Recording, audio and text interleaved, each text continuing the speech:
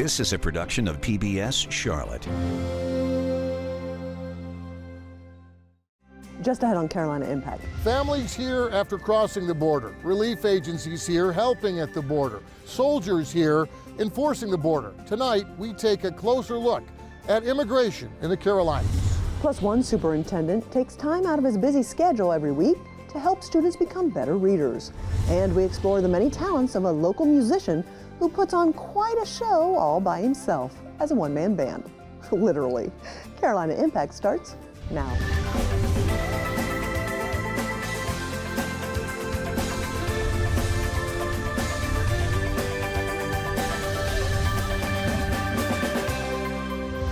Good evening. Thanks so much for joining us. I'm Amy Burkett. You'll be hearing a lot about immigration this election year, how to better enforce our borders while still welcoming those looking for a better, safer life in the U.S. But how does that surge of migrants more than 1,000 miles away affect us here in the Carolinas? This week, Carolina Impact's Jeff Saunier and videographer Max Arnold explore all sides of the border crisis through locals from both Carolinas who've been there to see it for themselves. Yeah, you can see the extent of the immigration problem here in Charlotte's immigration court, where this new study shows that the backlog of pending asylum cases in North Carolina has nearly tripled since the year 2021.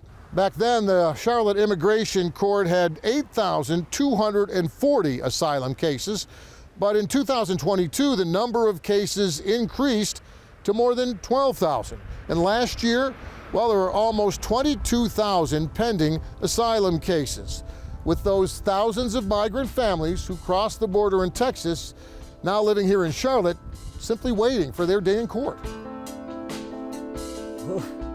Super. Very good. Pedro and Alejandra and their two daughters share family photos and smiles after so many miles. Realidad sí, obvia, sin duda alguna. Yes, our life is so different from how it was in Venezuela, without a doubt. But the story of how we got here, we could spend ages telling you of all the things that happened to us on our journey here. We could fill up a book about this thick and it still wouldn't be as near death about our experience of getting here. Colombia, Panamá, Costa Rica, Nicaragua, Guatemala, y Mexico. Can you talk about why you wanted to come to the U.S., why you wanted to make that long trip from Venezuela to the border? Talk a little bit about what made you bring your family here in the first place. Sí, señora. Ella, qué fuerte. He started off by saying that's a hard question, that's a hard-hitting question. And then she started saying that the reason why we left was, we wanted to make a better life for my family.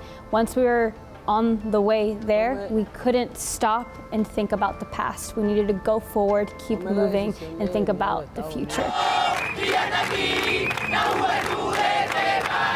It's no secret. Everybody in the world knows how chaotic my country is. Everybody knows the situation that's going on there.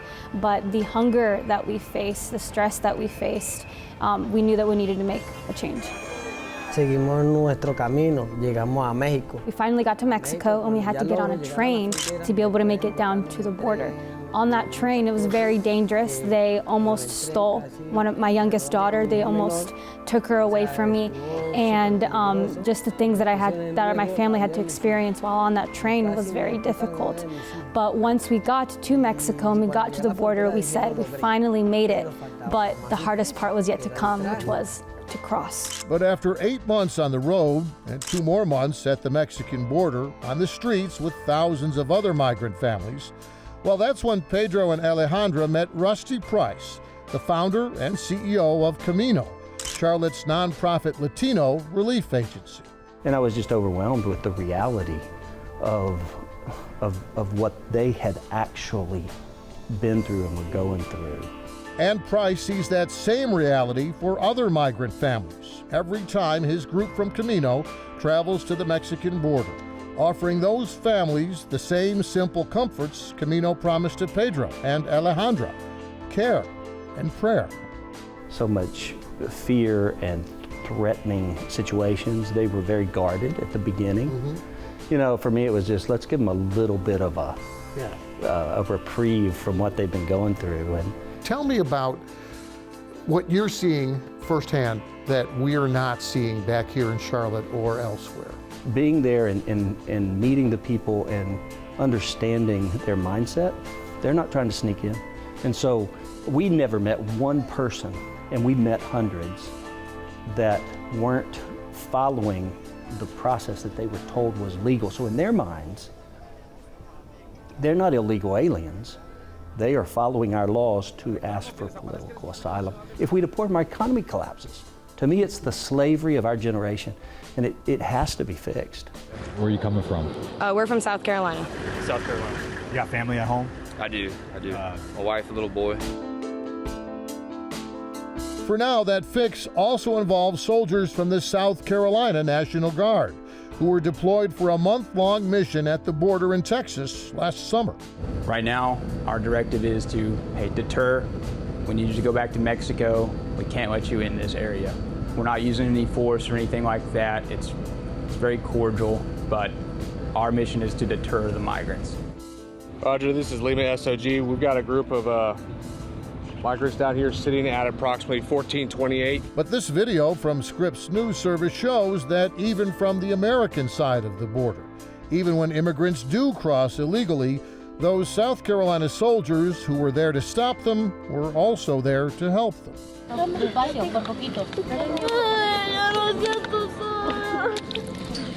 Where's your guy coming with the truck? Do you know where he is? I have no clue. Could you get me a truck to turn AC on and get him in? Yeah, we can. He showed signs of dehydration, was throwing up, and then he just fell to the ground, so they are going to get him medical services. All right, just get the door for me. Is it hard to see all that? It is. It's pretty tough seeing the children and kids, but you get used to it. It's this constant crossing. There's no doubt it's a crisis. I think it's a crisis on many, many levels. It has to be addressed. But the way we are communicating about it right now, I don't think it has any good result at all.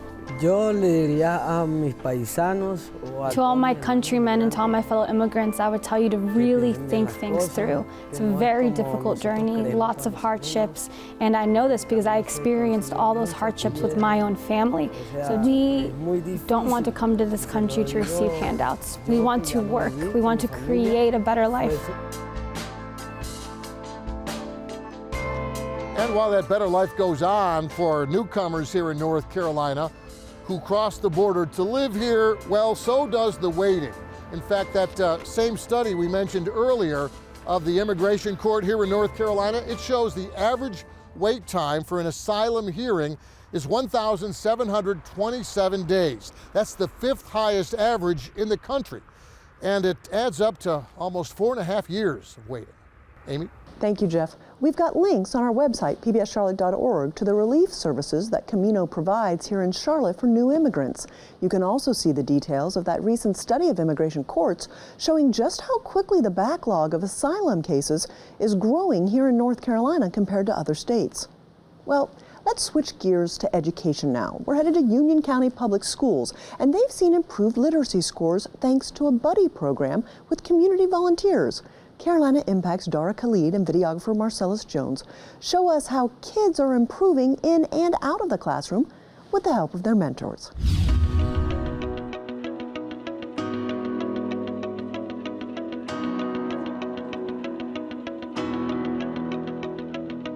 We're going to read a new chapter, or do you want to read something we've already read before? They sit in the same spot every week in the library at Benton Heights Elementary School, flipping through pages and sounding out words. Brains. Good. Hit. If you ask him, Andrew Houlihan will tell you it's a 30-minute reading session he takes very seriously with his first grade buddy. Houlihan is one of 655 volunteers in Union County Public Schools who dedicate their time to help elementary students in the district become stronger readers. Well, it gives me a lot of joy each and every week to come spend time at a local elementary school, really helping to shape the life of a young first grader, be a trusted adult that he can look up to and have conversations with. Houlihan isn't just a volunteer, he's the superintendent, which means most of his days are pretty busy from board meetings to managing the district. However, this is a weekly commitment he finds critical to his success. It really helps me stay connected to our children, stay connected to our schools, really help kind of bring back the teacher quality of me. I was a second grade teacher. He began the Read With You program in 2017 and says it's been primarily in their Title I schools where the overwhelming majority of students are on free or reduced lunch. The research points to if children are not reading on grade level by the end of third grade, the likelihood that they are going to drop out or become incarcerated doubles. And so for us in Union County Public Schools, it's really important for us to really develop our youngest learners. Data shows that the district has repeatedly outperformed the state in multiple accountability and testing areas. According to the North Carolina Department of Education's website, Union County's reading proficiency rate is 63.7%, which means the district is performing over 13% higher than the rest of the state at 50.2%.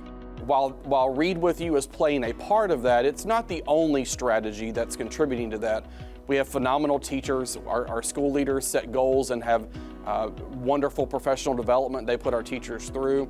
We're going to change pool to tool. Say it. Tool. Tap it. One of those teachers is Marcy Michiantuano at Benton Heights Elementary. When the adults in the building believe in the students also rise to that. They feel that the bar is raised for them. She's been a teacher at the school for almost a decade and says she has many techniques to help her students succeed, like giving them books that match their interests and having them participate in hands-on activities.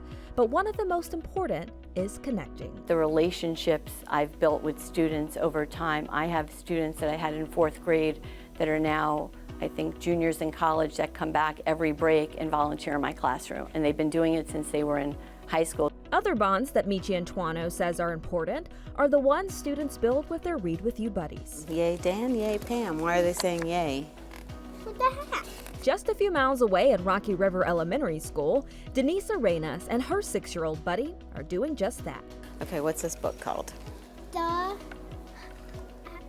Hat. Good. With each turn of the page, Arenas helps the 1st grader to not only become a better reader, but to become more confident too. Which she tells me brings her joy. I love it because they seem like they like it. They like the one-on-one attention.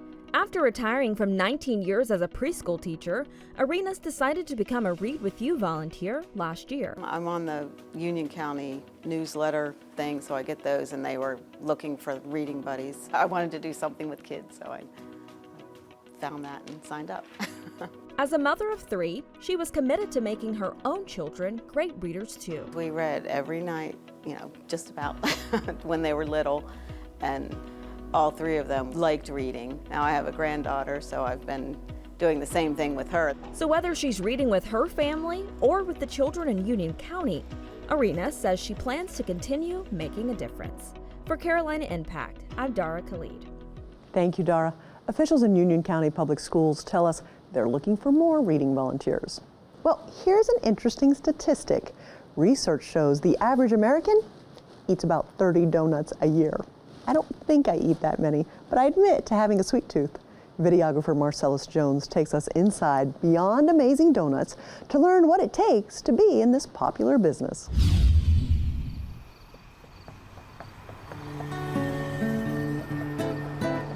We are at Beyond Amazing Donuts in the Munford area of Charlotte, North Carolina.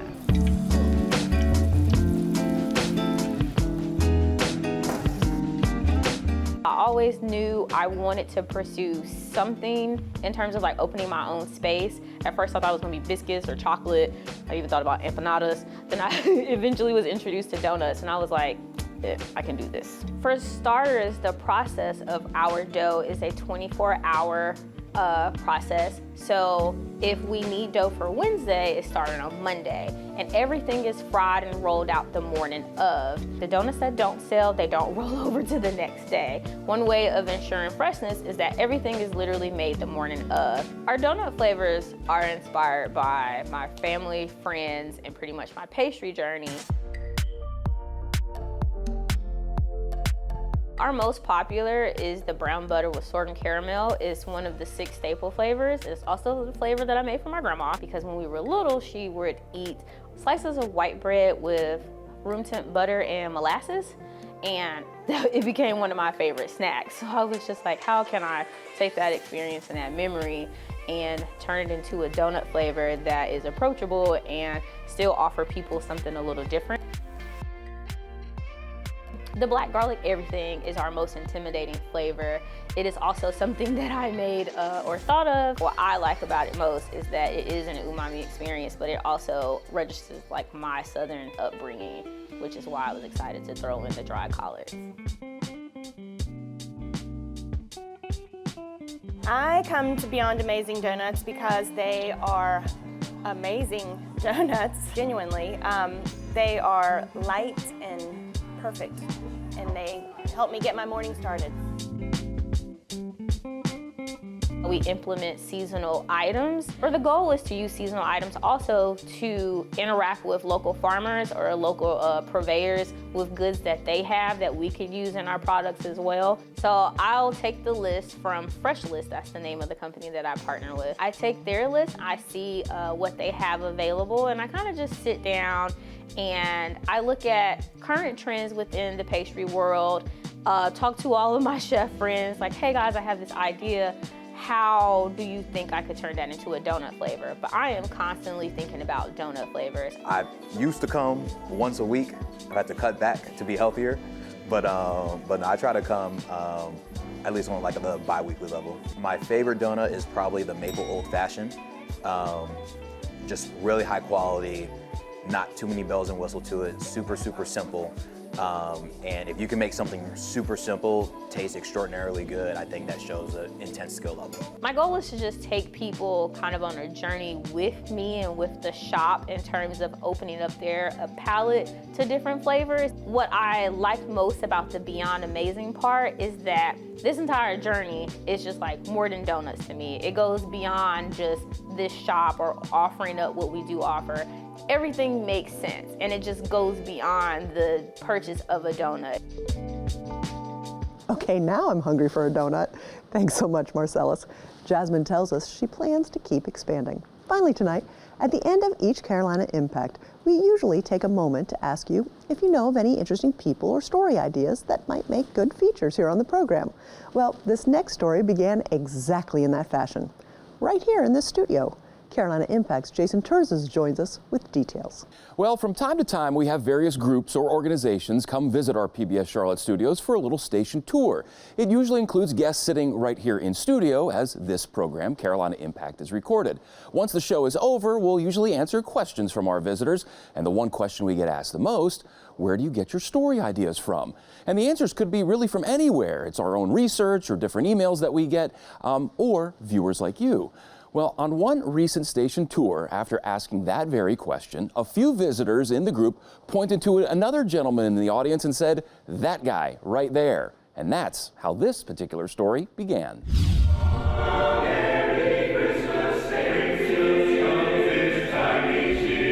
Ah, the holidays, the lights, shopping, and of course the music.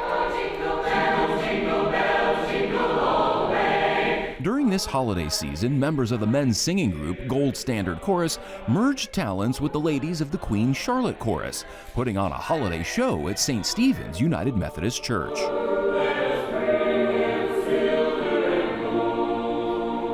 The group's harmonizing to sing all the holiday classics. As you heard at the Christmas show, the sounds are incredible. For Jerry Herbert, singing with the group was nothing new. Santa Claus is coming to town. I think about 16 years. I think 16. As audience members showed their approval and began heading for the exits, Jerry's night was only halfway over. I just love music. After a quick undoing of his coat and tie, Jerry was off to Indian Trail and the Cactus Rose Cafe Mexican restaurant. Is the thing to say on a bright Hawaiian Christmas day. It's here that Jerry's been entertaining customers every Friday and Saturday night for nearly 25 years. That's hard to believe, isn't it? It really is. He's a wonderful entertainer, and people love him. Saying I love you, I'm always broken. After midnight, searching for you. The restaurant has changed locations over the years 4 different times, from Matthews to Indian Trail, but Jerry has always moved with them. Jerry's always been good to us, so we reciprocate by letting him play. It's not a paying job, mind you. Jerry simply does it for the joy of playing and a few tips here and there. Over the years, they've sent us to, Diane and I, to a Jimmy Buffett concert. They've done so many things for us. They're good friends. Yeah, they really are like family. He is the music man in the ultimate one-man band. Here we go, here we go. Singing, playing piano, and mixing in a mini trumpet. That's not really a trumpet. Those sounds you hear aren't coming from an instrument. Jerry's creating them with his voice. I was just blown away about how he can do a trumpet with his mouth. A lot of people think that it's, real. I like to watch them when they first hear it because they don't know what. Some people just stop what they're doing and just kind of look like, what is that? I don't know. I picked up something, Harmonicas, harmonicas. The harmonica he's playing is real, and the Cactus Rose isn't the only place Jerry plays. He also volunteers his talents at Novant Health Matthews Medical Center. People coming through the main lobby can't help but stop for a minute or two to listen to him play. The hospital gig, if you want to call it a gig, is very rewarding to me, just to bring some smile to somebody's face. Jerry is such a gifted musician. We're often asked whether we have a professional musician on staff, and Jerry is a community volunteer. He comes here because he loves to serve the community, he loves to serve the patients, and you can see patients coming down with their families to hear the music. You can hear team members stop, get that break in the middle of their day to hear the lovely music that he plays. So he's a wonderful addition to the Matthews community.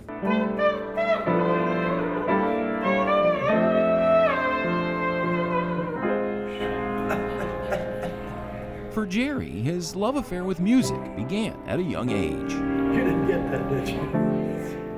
My parents won a piano when I was in the 3rd grade, and they paid for piano lessons, and I kind of dropped it and just started playing by ear. I enlisted in the Navy Reserve, and I sang in a band on the ship. After getting out of the Navy, Jerry got married to wife Diane, 54 years now. They have 2 kids and 3 grandchildren. I worked for Duke Power, for 37 and a half years. But even when he worked at Duke, on the weekends he was still always in, but that's his true love, to be involved with music.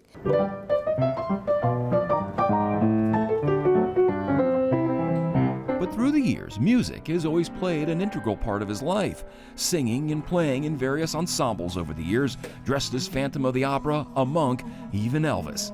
He's played private parties, nursing homes, and weddings, never really doing it for the money, just the love of the music and making people feel good. And one day a customer came in and Jerry was doing Italian music, like Frank Sinatra. And the guy said, you know what, I've never been in a Mexican restaurant and heard like Frank Sinatra, but you know, it all fits well. He's even woken up from sleep singing.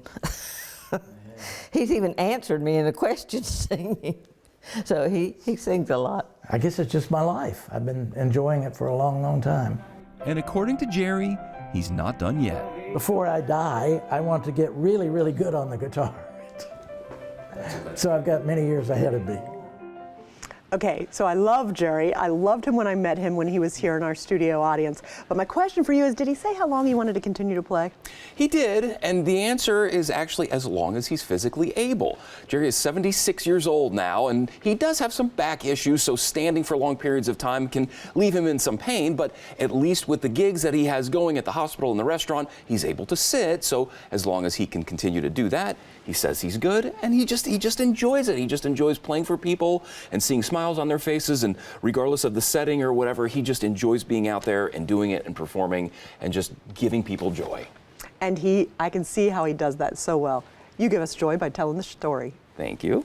Whether you're in studio with us or watching from home, we love hearing your story ideas. Please send us an email, to stories@WTVI.org. Well, that's all the time we have this evening. Thanks so much for joining us. We always appreciate your time and look forward to seeing you back here again next time on Carolina Impact. Good night, my friends.